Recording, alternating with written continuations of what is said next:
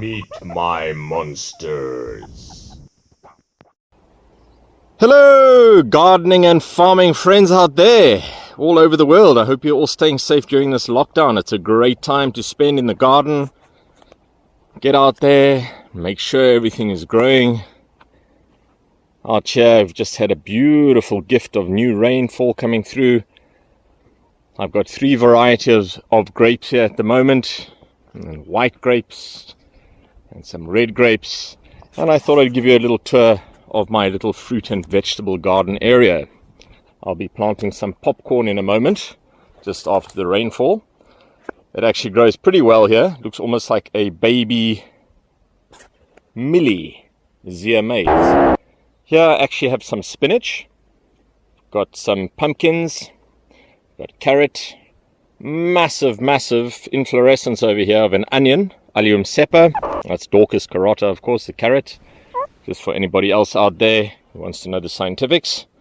And then we've also got the butternut here.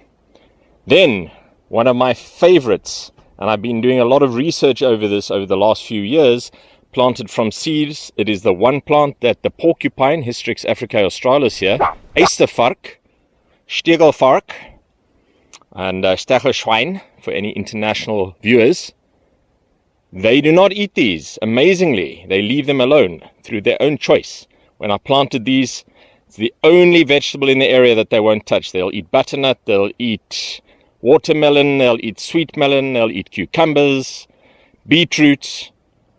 But, and this interestingly enough, is full of oxalic acid. So to prepare it means you need to steam it, or basically put it into a pan and just give it that little bit of heat so that you can get rid of that oxalic acid. And of course, oxalic acid can remove ink stains, rust. It's a degreasing agent, very powerful. So too much of it is not a good thing for anybody. So you can get rid of it just by boiling it or steaming it, which I prefer to do. These leaves are quite incredible. They are packed full of nutrients, and I won't go into all the details about them now. This I have now grown from the 4th generation of seeds. I initially bought some seeds for the Swiss chard. Again, that's Beta Vulgaris. Variation Cicla. So it is also directly related to the beetroot, as you can see over here. I'll take a closer look at that in a moment. A beetroot, Beta Vulgaris, Variation Vulgaris. This is the inflorescence.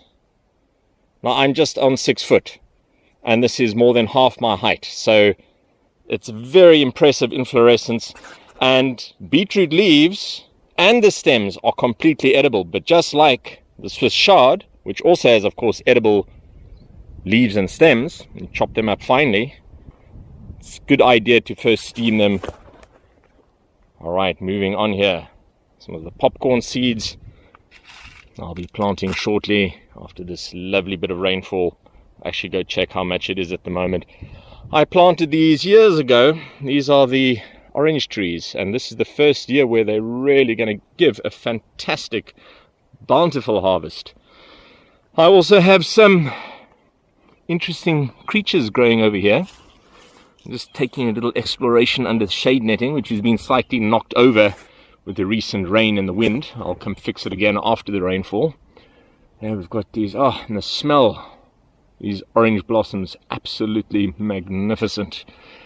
If you haven't smelled orange blossoms just after the rainfall, do yourself a life favor and go and do it. This is a very interesting plant. Many people think the sweet potato is in fact a potato, and it's not. That's Solanum tuberosum is the potato. This is actually not even related to the potato. It's known as Ipumea batatas. I just love that name, just rolls off the tongue. Batatas. A very powerful climber. And I planted these 8 months ago, and they are still creating new leaves. In fact, see that? Got lots of lovely nutrients in the soil. This is all organic and wildlife friendly, however, because I don't use any pesticides or insecticides on anything I grow here. So any plants that are eaten by the animals in the area, it's just what I like to call part of nature's tax. Over here, inflorescences. Now these may in fact look like they're all onions, but I have also got garlic. And very interestingly, because these are power foods, especially if you're into strength training, Allium cepa, and I've done a number of articles about the onion, and Allium sativum, again, same genus, is the garlic. Very, very full of chromium, very full of selenium. Let's look at these gorgeous leaves here. Oh, magnificent. Now that you can get an idea of what would usually be a fairly large, and again, completely organic, herbicide, pesticide-free plants over here. The grapes, I've got the guava trees growing here, 2 of them. Planted these back in 2008, so 12 years. They're really starting to look good. Let's just have a little look in here. Yeah. There have been a number of guavas over the last few years, and the birds come through and they eat them, especially the mouse birds. And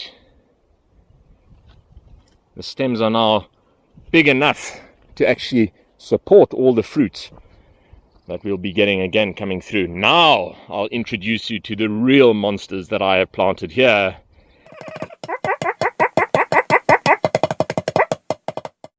These are the biggest I have ever seen. Absolutely magnificent. There'll be hundreds and hundreds of Swiss chard coming from this. Let's look at this beautiful inflorescence there. Absolutely stunning. So this is actually 3 inflorescences, and look how thick these stems are. Incredible. This is one massive, massive plant. Just to try and give you an idea to do it justice. And look at that.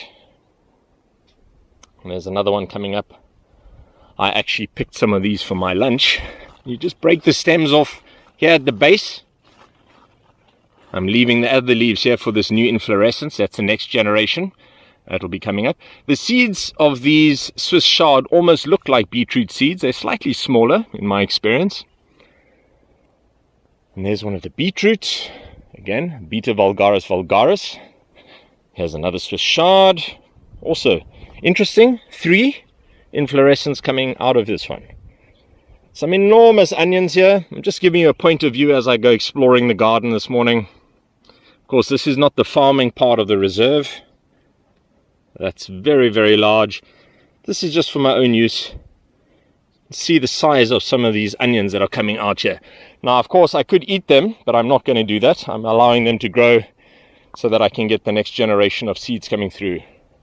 Just look at this leaf. It's phenomenal. This is a leaf. One massive leaf. And look at all this water. It's so beautifully designed. All the water just goes right down the stem, which is hollowed out, straight into the base of the plant. And just like a beetroot, this has a massive, massive rootstock. A bit of a taproot kind of plant. Underneath the leaves here. Yeah, the goodness that is coming through here. Phenomenal. Here I have some potatoes from a previous generation. These are baby potatoes. So there'll be hundreds of them now coming up. I planted a few bags of these, 10 kg bags.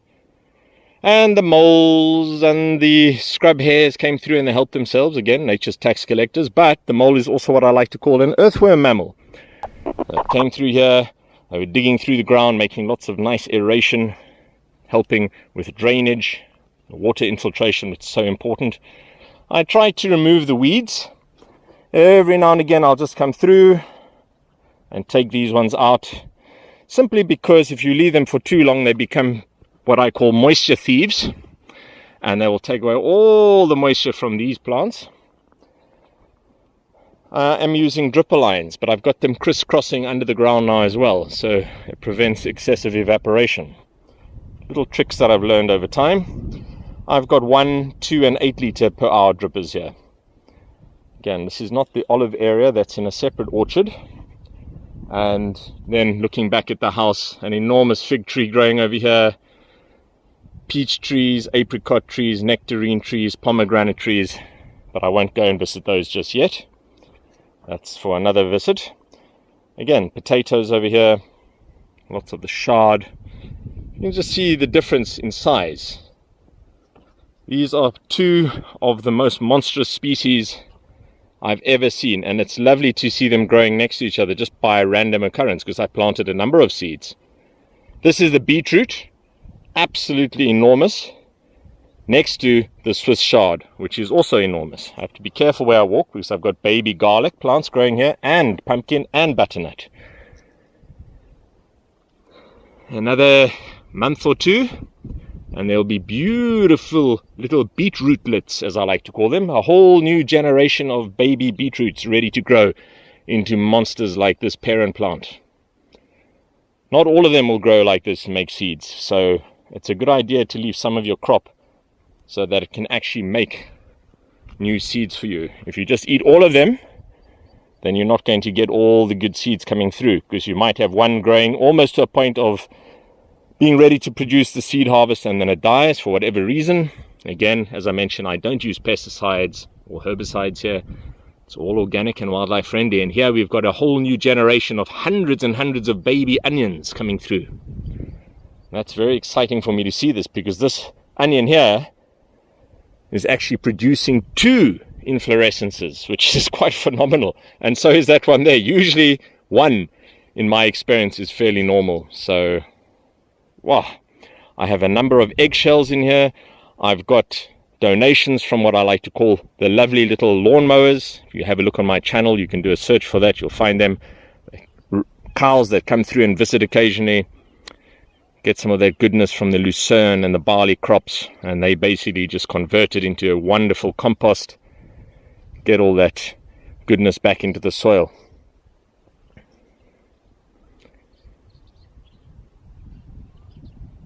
And there we go. Lastly, just to check the rainfall. This is a semi-desert ecosystem.